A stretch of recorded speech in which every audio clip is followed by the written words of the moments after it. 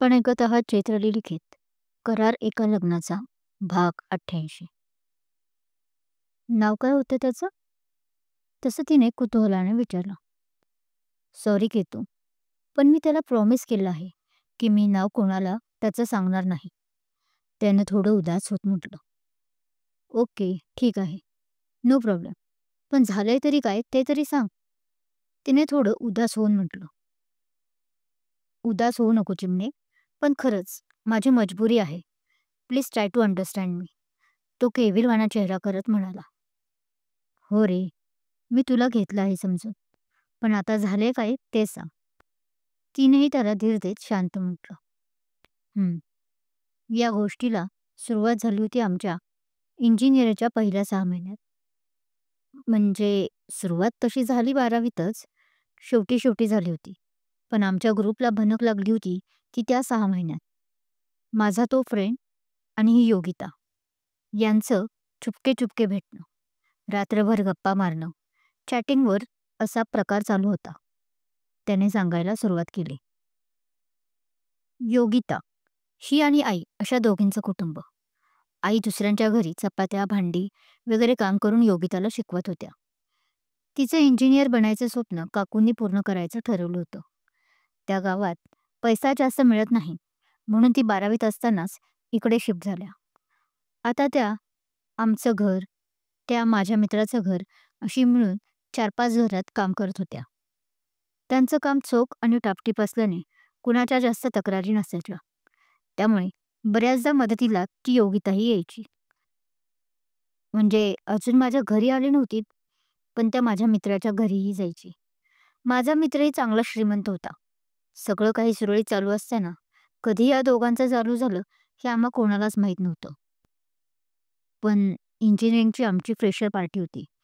तिथं यांचं मॅचिंग कपडे घालून येणं, तेही एकमेकांच्या आवडीच्या रंगाचं वगैरे गिफ्ट देणं, तेही त्याने महागडे वॉच, मोबाईल असले प्रकार एव्हाना चालू होते. त्या पार्टीत तर स्पष्ट दिसायला लागलं होतं. थोडीफार असलेली बुणबुण पार्टीनंतर दुसऱ्याच दिवशी मी खूप खोदून खोदून विचारल्यावर त्या मित्राने माझ्याजवळ सर्व गोष्टी उघड केल्या. इतके दिवस पडलेले प्रश्न त्यामुळे आमच्या लक्षात आले की 12वीत टॉपर कायम असलेल्या मुलाला फक्त 80%च कसं काय मिळाले त्याचं. तो वावत जात आहे हे आमच्या लक्षात आलं. अशातच एक दिवस ती योगिता माझ्या घरी आली अचानक. कसं काय मला माहीत नाही, पण माझ्याशी उगीच लगट करू लागली. तिला माहीत नव्हतं अजून की त्या मित्राने आम्हाला सांगितलं आहे म्हणून सर्व. मी आधी 11वीत असताना तिला मदत वगैरे केली होती, कारण तीच अशी होती की तिचा असा आमच्यासारखा ग्रुप नव्हता. पण त्याचा ती नंतर असा काही यूज करेल असं कधीच वाटलं नव्हतं. तो आता संमिश्र भावनामध्ये होता. ती तुझ्या जवळ जवळ करते असं तुला दिसत होतं, तर मग तू तसं खडचवलं का नाही? किंवा त्या मित्राला का नाही सांगितलं? ते ऐकून आता केतूलाही एकंदरीत काय असू शकतं याचा अंदाज आला होता. तुला काय वाटतंय केतू? मी तसं करण्याचा प्रयत्न केला नसेल का? अगं खूप पद्धतीने तिला सांगण्याचा प्रयत्न केला की तू जे करत आहेस ते चुकीचं आहे आणि मला तुमच्या दोघांबद्दलही माहीत आहे. सो हे चीप हरकती बंद बंद कर या भाषेत सो हे चीप हरकती बंद कर या भाषेत तिला मी समजावलं होतं आणि त्यालाही मी सांगत होतो. पण तिच्यापुढे याचं चालतच नव्हतं. त्यात एक दिवस ह्या दोघांनी सगळी सीमा ओलांडली, जे आम्हाला माहीत नव्हतं.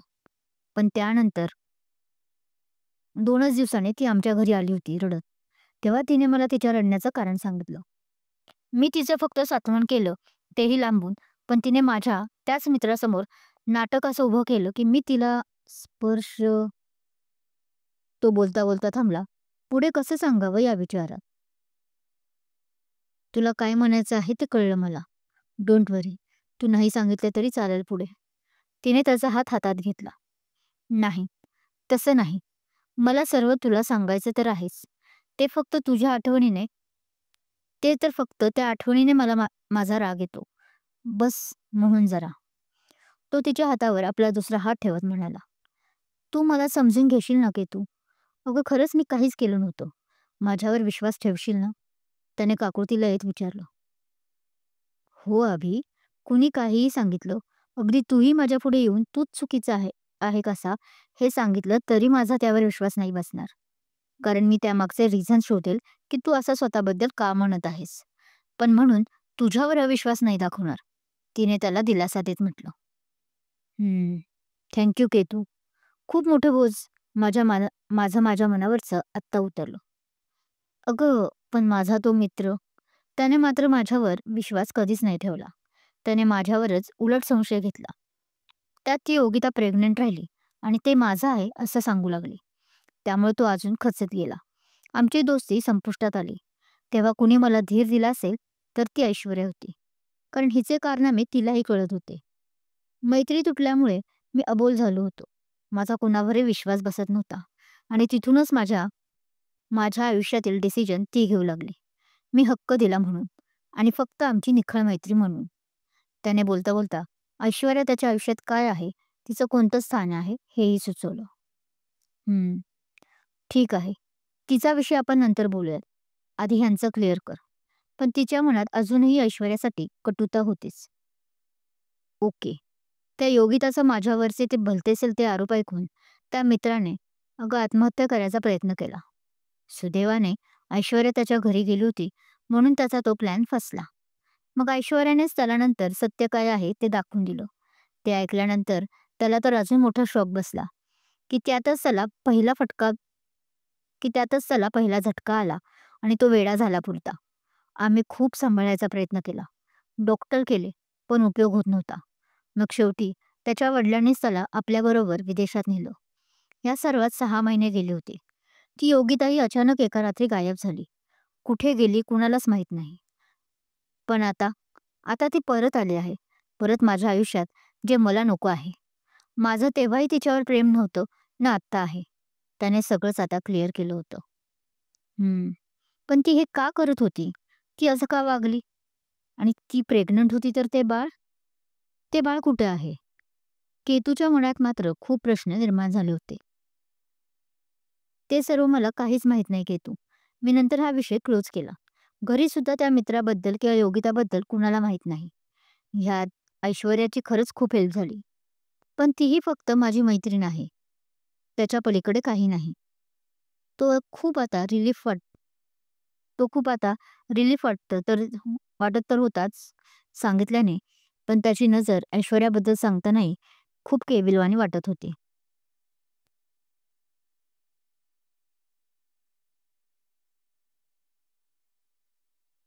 ओके. पण मला जाणून घ्यायचं आहे अभि, की ती अशी तेव्हा का वागली? तिचं जर तुझ्या त्या मित्रावर प्रेम होतं, तर मग ती तुझ्याशी का असं वागली? केतू या सगळ्याला एका वेगळ्याच नजरेनं पाहत होती. का? पण तिला पडलेले प्रश्न साहजिकच होते. सगळं सुरळीत चालू होतं, तर मग तिने आपला मोर्चा अभिकडे का वळवला? पैसा हे कारण सध्याला असू शकत होतं. किंवा त्या दोघांची पर्सनॅलिटी, की आणखीन काही रहस्य जोडले होते या कहाणीत? तिचं विचार करून डोकं भणभणत होतं. पण आता या सर्वांची काय गरज आहे केतू? हा चॅप्टर तसाही 3 वर्षापूर्वीच क्लोज झाला आहे माझ्यासाठी. मला ते सगळं परत आपल्या दोघांच्या रिलेशनशिपमध्ये नको आहे. तिची सावलीही आता मला नको आहे. तो थोडा उग्र होऊन बोलला. त्या योगितासाठी असलेला राग स्पष्ट दिसत होता. हो, तुझा राग तिच्यावरचा मला समजू शकतो अभि. पण मला सत्य काय आहे ते जाणून घ्यायचं आहे. तिने असं का केलं हे जोपर्यंत मला समजत नाही, तोपर्यंत मी शांत बसू शकत नाही. पण तीही हट्टाला पेटली होती. रणवीरची मुलगी ती बरोबर शोभत होती, हट्टीपणाच्या बाबतीत. ठीक आहे. शेवटी तिच्या हट्टीपणामागे त्याचाही नाईलाज झाला. मी आहे सोबत तुझ्या. पण मला असं काही सांगायचे नाही करायला, जे माझ्या बुद्धीला कधीच पटणार नाही ते. मला नक्की काय म्हणायचं आहे हे तुला समजलं असेल. त्याने जवळजवळ तिला वॉर्नच केलं. कारण आता तोही केतूला चांगलं ओळखत होता. तिच्या डोक्यात काय चाललं आहे हे तिच्यापर्यंत पोहोचण्याआधीच त्याला कळायचं, इतकी इन्व्हॉल्वमेंट तरी आता दोघांमध्ये झाली होती. पण असं कसं? अरे, तुझ्या मदतीशिवाय हे होऊच शकणार नाही. आणि जर तू माझ्या पद्धतीने मला ही केस हँडलच करू देणार नसशील, तर मग कसं कळणार? पण ती त्याचं बोलणं ऐकून उदास झाली. अरे, मी कुठे तुझ्या पद्धतीने करू नकोस म्हणून अडवत आहे. कर ना तुला काय करायचं आहे ते. मी सोबत आहे असंही म्हटलं आहे. पण फक्त त्या योगिताशी कनेक्शन असलेल्या गोष्टी मला करायला सांगू नको, एवढंच मी म्हणत आहे, त्याने स्पष्ट केले. अरे नाटकच असेल ना आपण जे करणार आहोत ते. मग काय हरकत आहे? ती आपला मुद्दा इनडायरेक्टली त्याला पटवून देत होती. हे बघ, प्लीज केतू, मला यात गोवू नको. माझ्याच्याने होणार नाही, त्याने थोडं रूढ आवाजात म्हटलं. बरं, तू नको काही करूस. नको तिच्याशी इव्हन बोलूस. पण कमीत कमी माझ्यापासून दूर तरी राहू शकशील ना? तिने आता तिचा महत्वाचा एक्का काढत म्हटलं. व्हॉट? काय काय म्हणालीस तू? तुझ्यापासून दूर? Are you mad or crazy? गेले 2 दिवस फक्त मी बोललो नाही तुझ्याशी, तर किती त्रास झाला आहे मला. कसं सांगू? तो तिचं बोलणं ऐकून जाम उचकला होता. हो ना, राहिला होता की नाही माझ्यापासून दूर? मग तसंच राहायचं आहे. बस या ट्रिपमध्येच. या ट्रिपमध्येच मी सगळे तिचे मनसुबे जाणून घेईन. आणि डिअर, गेले 2 दिवस तुम्ही खरं वागत होता. इथे फक्त तिच्यासमोर नाटक करायचं आहे. सोबत आता जशी मी या 2 दिवसात होती, तशीच तुझ्या असणार आहे अभि. आपण कॉलवर किंवा मेसेजवर बोलू शकतो यावेळी. गेले 2 दिवस तर आपण तेवढंही नाही केलं. आणि 24 तास एकत्र असणार आहोत आपण पुढचे 5-6 दिवस. ती आता उत्साहात त्याला पटवून देत होती. ओ, म्हणजे तू मला मी केलेल्या चुकीची शिक्षा देत आहेस तर, त्याने तिच्या हाताला धरून खेचत म्हटलं. दोघे बसले होते हो, आणि मध्ये टेबल. हवं तर तसं समज, तिनेही रोमॅन्टिक अंदाजात त्याच्या नजरेला नजर भिडवत म्हटलं. पण पुढचे ट्रिपचे दिवस आपण आता बोलायचे नाही. ओके? No, not okay. की तू यार, पण तो तयारच नव्हता यासाठी. नो, नेवर, केतू वगैरे मला आता ऐकायचं नाही. आता हीच तुझी शिक्षा, तिनं हसून म्हटलं. काय यार केतू? त्याने डोकं आपलं तिच्या डोक्यावर ठेवलं. तर त्याच्या अशा जवळ येण्याने तीही शहारली. तिने आपले डोळे बंद करून घेतले. दोघं हा क्षण अनुभवत होते. 2 दिवसांची दुरिया आत्ताच कुठे मिटत होती, की परत आता 4-5 दिवस शिक्षेच्या का रूपात तोच दुरावा त्यांच्या आयुष्यात येणार होता. Oh shit! असेच 5 मिनिटं गेले नसतील की ती पटकन बाजूला झाली. तिच्या काहीतरी लक्षात आलं. आता काय झालं? त्याने त्रासिक नजरेनं विचारलं. अरे मी इथे ट्रिपचं प्लॅन करत आहे, त्या योगिताविरुद्ध. पण महत्वाचं राहिलं ना, तिने आपल्या कपाळावर हलकं मारून म्हटलं. अभि चल लवकर, आपल्याला कॉलेजला जायला हवं. तिने आपली टेबलवर ठेवलेली बॅग उचलत म्हटलं. अगं हो, जाऊयात. पण इतकी का घाई आहे? थांब ना अजून थोडा वेळ. तो तिचा हात धरत म्हणाला. अरे, जर आपण इथेच थांबलो तर माझं नाव नोंदणी तशीच राहील. मी येणार नव्हते ना, मग पैसेही दिले नाहीत सरांना. तिने त्याचा धरलेला हात काढत म्हणाली. ओ, ह्याच्यासाठी तुला कॉलेजवर जायची गरज नाही. जबकि लीडर तुझ्या समोर असताना. त्याने स्वतःकडे बोट करत तिला हसून म्हटलं. व्हॉट? तू ही जबाबदारी घेतली आहेस? तिला तसं आश्चर्य नव्हतं वाटलं, पण तरीही हलकासा धक्का जरूर होता. हां, आता तूच ही ट्रिप केली आहे अरेंज म्हटल्यावर कोण असणार अजून लीडर? आणि हो, तूच माझं नाव आणि त्या महामाया योगिताचं नाव दिलं असशील ना सरांना, ॲज गर्ल्स कोऑर्डिनेटर म्हणून? तिला सरांचं कालचं बोलणं आठवलं, तसं तिने हाताची घडी घालत कुश्यातच बघत म्हणाली. Hold on madam. हे काय बोलताय? तसं तिचं ते शेवटचं वाक्य ऐकून तो पटकन उभा राहत तिला अडवत म्हणाला. मी सुचवलं त्या योगिताचं नाव, तेही गर्ल्स कोऑर्डिनेटर म्हणून. व्हॉट रबिश तू. मी एक वेळ ही ट्रिप अरेंज केली असेल किंवा तुझं नाव कोऑर्डिनेटर म्हणून दिलं, इथपर्यंत तुला वाटणं साहजिक आहे. पण आता हे काय भलतंस? त्या योगितालाही मी नजरेसमोर उभे करत नाही. आणि तिचं नाव देईल? काय केतू तू पण? तो थोडं दातोट खात बोलला, कारण योगिताचं नाव घ्यावं लागत जे होतं. तू दिलं नाही, तर मग कुणी सुचवलं सरांना नाव? तिला आश्चर्य वाटतं. हे सर्व कमिटीचा निर्णय आहे. मला तर काल तू सरांशी बोलत होती, तोपर्यंत या ट्रिपबद्दल माहिती नव्हतं. मी घरी गेलो होतो, आजीने त्या आकाशबद्दल सांगण्यासाठी बोलावलं होतं म्हणून. सरांनी तेव्हाच मला रिक्वेस्ट केली होती, की काही झालं तरी तू या ट्रिपची कोऑर्डिनेटर असायला हवी. आणि तू ट्रिपला हवी आहेस म्हणून. मी शब्द दिला होता त्यांना. म्हणून कालच तुझे, माझे आणि आकांक्षाचे पैसे व नाव नोंदणी करून घेतली. कारण मला सरांनी सोबत ही सुद्धा जबाबदारी दिली आहे.